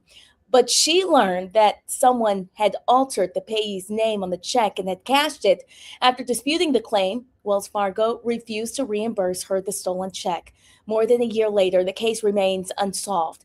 The bank notified her in May that she had missed a 30-day deadline to file a claim. Her granddaughter filed a police report and an appeal on her behalf with the bank. Wells Fargo says that it is now reviewing the case. Young did close her account after banking with Wells Fargo for 30 years. The Texas American Federation of Teachers has filed a federal lawsuit against the Texas Education Agency and its commissioner. It comes after an investigation of teachers' social media posts following the assassination of conservative activist Charlie Kirk. The lawsuit claims that the investigations were unlawful and that the TEA's actions violated educators' free speech rights. The AFT argues that the TEA's policy directed school districts to report reprehensible and inappropriate content on social media, leading to disciplinary actions against teachers. The lawsuit seeks a court order blocking the investigations and requiring the TEA to retract its policy. Also, a Black Virginia couple is suing Buffalo Wild Wings after claiming their receipt had a racial slur on it. Get this, Mark and Natasha Lamone say that they were dining in at the Woodbridge restaurant. Then they asked for a check, and that's when they noticed the word NIGS on their items. The word had been printed on both the bag and the order receipt. The couple is accusing the restaurant of inflicting intentional emotional distress, and now they're seeking $5 million. Roland, back to you. All right, Brittany, we appreciate it. Thanks a lot. Well, guess what, folks? The other day, Republicans in Kansas said, sorry, y'all. Redistricting ain't going to be happening. We can't gerrymander seats here. Well, guess what? In Kentucky, this news as well. There's one Democratic representative in Kentucky. A Republican leader there told the White House, nope, ain't going to happen either. So that's another issue that they have. Joe, these Republicans, they already ticked off because Indiana Republicans voted it down. Now Kansas and Kentucky. So their whole plan to gerrymander the map is blown up in their face, and they really screwed up because the actions that Democrats took in California and other places as well. And so it did not get them the results that they wanted. I don't know. Okay, good. I'm on. No, it didn't get them the results that they want. I mean, I've long said this on this show and other places. There's only so much you can do and so much you can push. And then sometimes people say, we've had enough. They've clearly heard from their constituents at home that they don't want this. And I think some of them genuinely are concerned about the nation. I know we kind of poo-poo conversations about democracy, but they're seeing that for every action, there is a reaction. And Democrats can do just what they do. So if that's not the country that they want, it has to stop somewhere. And they're saying, you know what, in Kansas, Kentucky, it's stopping here. The buck stops here. And some of them are doing a great peril to themselves. There are some Republicans who will be primaried and who will not be reelected because of the decision they've made, and yet they're doing it anyway. And it goes to show there are some limits to Donald Trump's power, although sometimes it feels insurmountable. You got to keep fighting. Well, you absolutely have to keep fighting. And Tyler, bottom line is, you can't just concede them. You must fight on every single level. And I got sick and tired of hearing people say, well, oh my God, what are they going to do? They can't do anything. You have to figure out every single possible way, push every button, consider every opportunity when it comes to fighting these folks trying to steal these seats. Yeah, absolutely, because it's in turn done with like surgical precision, as you said before. And I think when things like this fail, I think it exposes how out of step these politicians are with the people they claim to represent. And I think people are continually learning and leaning in that participation plus the pressure can really disrupt even the most carefully drawn out plan or scheme that these elected officials are trying to put in place. And this isn't just about maps. I think it's about whose voices matter the most and whose futures decide what's behind these closed doors. And I think communities are continuing to stay vigilant in what it looks like to protect their right to vote and what it looks like to have a democracy that's representative of what they look like. And I think it all comes down into organizing. It all comes down in how we show up to really to disrupt these careful schemes that they're trying to do. But what this also says to us, though, Rebecca, is that we cannot have people just sitting on the sidelines waiting. We can't have organizations. We can't have, and I'm talking about. I'm not talking about national civil rights groups. I'm talking about all these Black organizations we have around this country. Too many. I just felt that too many people in 2025 were still in shock that these crazy deranged MAGA people chose to put back in the White House the insurrectionist liar in chief. And folks were talking about taking time off, checking out of the process, doing all sort of other stuff. And I'm sitting there saying, no. This is a moment where you have to be strategic in how you battle in terms of what you focus on. And I'm saying to people right now, this is early January. You've got primaries coming up. And we better understand, we talk about politics, and this is the thing I need people to really understand, Rebecca. When we talk about politics, we talk about voting. We're not just simply saying, okay, fine, here's vote, that's what it is. No, politics is about the delivery of goods and services, the delivery of resources on a national, state, county, city level. And if you check out of a process, it's guaranteed you're probably going to get screwed. So this is not a moment where any of us, any Black person could say, I'm sitting this one out. That simply cannot happen. Roland, if you pay taxes, you need to make sure that you're getting your money's worth out of your government. And the only way you could do that is interact with your government. You have to show up. You have to make sure that those in elected office, those in appointed office are being held accountable.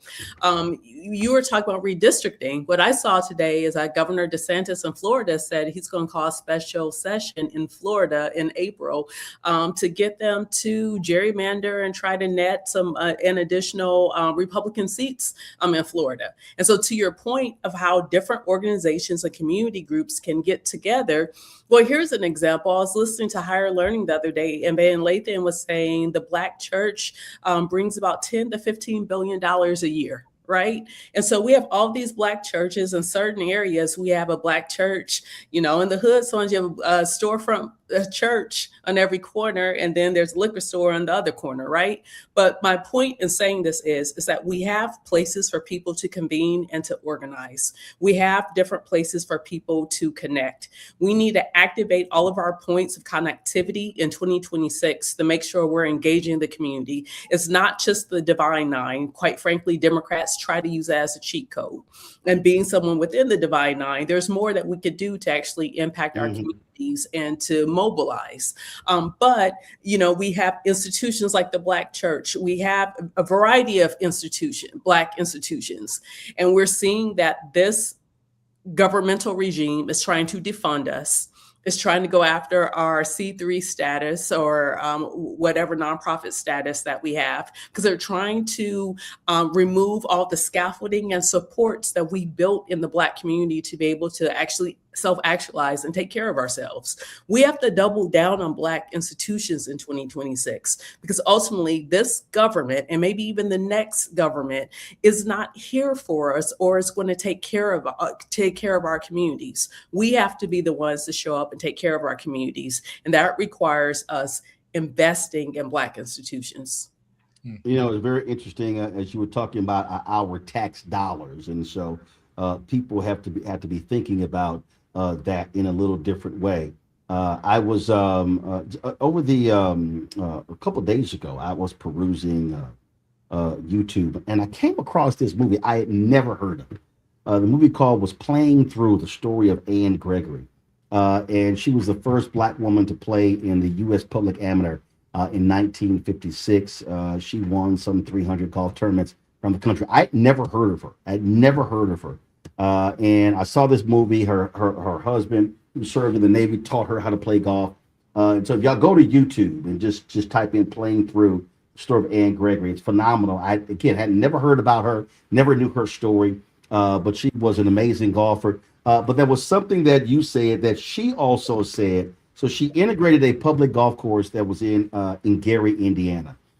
It was where a lot of Black folks played. So African Americans were banned from playing, was South Gleason Park Golf Course. And so in the early 60s, Gleason Gregory walks up. She says, quote, "My tax dollars are taking care of the big course, and there's no way you can bar me from it." And she said, "I'll see you on the first tee." And she went to the first tee, and she was like, "I dare y'all to call the cops." And then other Black people came as well. That's how that course got integrated. The point that you just made there is so critically important. These are our tax dollars. Exactly. These are our tax dollars, and for the school district, for the city, for the county, for the state, for this country. And I just need our people to understand this ain't no check out moment. This is the absolute check in moment. And we have to recognize what's going on. So I need folks to be focused. I need us to be engaged. I don't want to hear the pity party. And guess what? If there is we already know Republicans don't give a damn about Black people. Let's just be perfectly clear. Republicans don't give a damn about Black people. That's undeniable. But I made it perfectly clear because people are like, "Oh my God, you a shield?" No, I ain't no shield. If there's a Democrat who ain't doing their job, take their ass out. Listen, right now in North Carolina, there's a Black woman who's a state rep. Her name is I think Carla Cunningham. Well, guess what? She has voted with the Republicans on a number of bills. Democratic Governor Josh Stein just came out supporting her opponent in the primary, Reverend Dr. Rodney Sadler, who comes out of Bishop Barber's movement there in North Carolina. So guess what? I'm very clear. If there are people who are not doing their job, take their ass out. I ain't got no problem with that. I'm down with that 100%. Before I go, got some sad news right before I came on the show. And that is Deborah Owens. She used to host a show called Wealthy You here on the Black Star Network, passed away after a battle with cancer. Pull the audio up.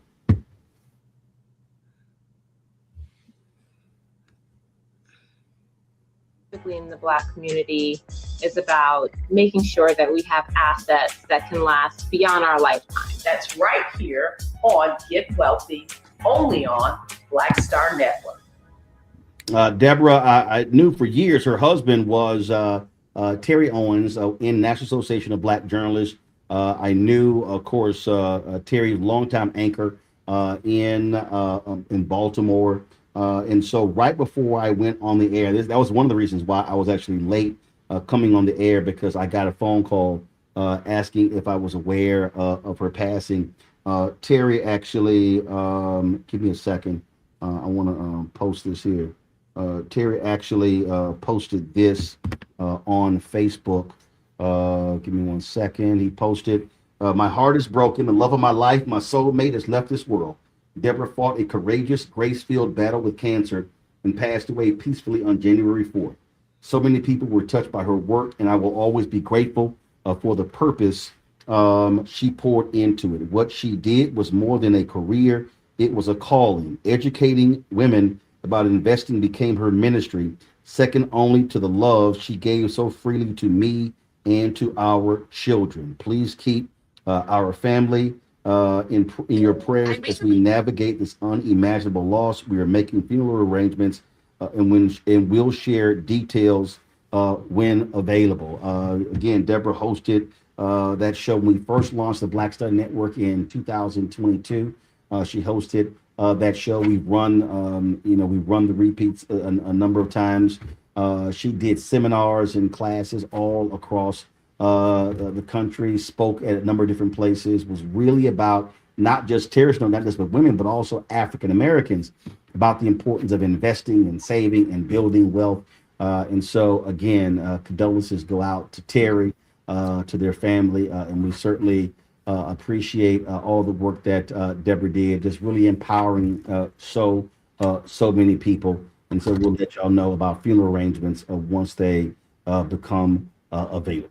All right, let me thank my panel for being with us today. Tyler, Rebecca, and Joy, we certainly appreciate y'all being on today's show. Thank you so very much, folks. If y'all want to support the work that we do, please join our Bring the Funk fan club. Your dollars make it possible for us to do the work that we do. And so if you want to support us, please do so. Cash App, use the Stripe QR code. You see it right here. Use that QR code, click the Cash App pay button to contribute. You can also use this for credit cards. PayPal is R Martin Unfiltered. Venmo is RM Unfiltered. Zelle, Roland at RolandSMartin.com. Roland at RolandMartinUnfiltered.com. Checks and money order. Make it payable to Roland Martin Unfiltered. P.O. Box 57196, Washington, D.C.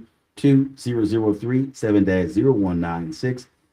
If you want to download the Black Star Network app, y'all got a new provider. So some of y'all been having some issues. If you got some problems, send us an email. We'll walk you through it. But you can download our app on Apple phone, Android phone, Apple TV, Android TV, Fire TV, Amazon Fire TV, Roku, and Samsung Smart TV. Also, if you want to get our Roland Martin Unfiltered swag, please go to shopblackstarnetwork.com. T-shirts for t-shirt, you name it, t-shirts, sweatshirts, all that good stuff. Go to shopblackstarnetwork.com to get our t-shirts. Also, support Black-owned businesses. All the products that you see in my studio, of course, you can go to shopblackstarnetwork.com for that stuff as well. Go to our marketplace to support those Black-owned businesses. And folks, we're down to the last, I think it's $120,000 left before the raise of fan base closes. The goal is to raise 17 million, 16.8 million has been raised. And so download the app. First of all, let's download the app. And if you want to invest in fan base, go to startengine.com/fanbase, startengine.com/fanbase. If you look at the map, using the app, you see a lot of different changes have happened, a lot of different upgrades and stuff along those lines. And so please download that as well. All right, folks, that is it for me. I appreciate all of y'all watching today's show. Let me thank all of y'all. I got so many text messages from people thankful for the interview with Richard Smallwood. We did December 16th, 2019. We thought it had been lost, and it simply wasn't categorized properly. So we found it. And so we have that as another interview that we found going to be airing next week. Former Senator Doug Jones, he was the prosecutor in the case of the white men who killed the 4 little girls in Birmingham at 16th Street Baptist Church. Well, we had interviewed him, same thing, thought that was lost. I actually found that before the Richard Smallwood interview. So we're going to have that on tomorrow's show next week as well. And so, but again, thank you so much. If y'all missed the Richard Smallwood interview, it's a fantastic conversation about his life, his book, Total Praise. Simply go to our YouTube channel. You can check it out. Just click live. You can see the video there, or go to our video segment. You can see it there as well. And please share it. But again, so many people were hitting me yesterday and today, thanking them for that interview. And that's just one of the reasons why we do what we do. Because listen, MSNBC, CNN, Fox News, ABC, NBC, CBS, you could throw all these digital outlets, all these people, they're not going to be sitting here talking about Richard Smallwood. We know what Richard Smallwood means to our community. We know what that means. And there's so many people like him who will never, ever get any airtime on any of those networks, because for them, they were like, who is that? Oh, Richard Smallwood? Well, I don't know who that is. Well, we know what it means to our community. And so having an outlet that allows for us to be able to sit down and talk to these individuals and tell their stories is critically important. We're going to be doing a lot more of those interviews in 2026, not just with entertainers, but book authors and business folks and health folks and you name it. And so that's why your support is so important for the work that we do. We've hired, new staffers. We've got a lot of work done. If y'all go to blackstarnetwork.com, you'll see how we have been taking a lot of these stories these interviews that we do on the show, turning them into written pieces on the website, moving a lot faster, getting those videos up. So when you share them is important. This, of course, is this. You'll see right here.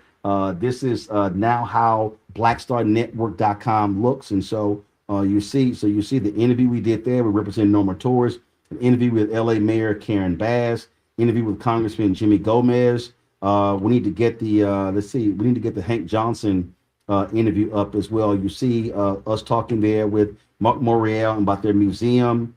That's good. The Hank Johnson interview is right there as well. And so, folks, this is what we've been working on. So we completely redid blackstarnetwork.com, turned to a news portal. You see our shows right there. We've got some shows that we're going to be adding as well. So lots happening here at Roland Martin Unfiltered and the blackstarnetwork.com, and your support is so valuable. I've been out of studio. Because we have been really focused on doing lots of change there, a lot of upgrading on video and audio. I'll show you some of that tomorrow. And so we're trying to make this as best as we can. So we certainly appreciate it. Folks, that's it. I'll see y'all tomorrow right here, Roland Martin Unfiltered on the Black Star Network. Holla!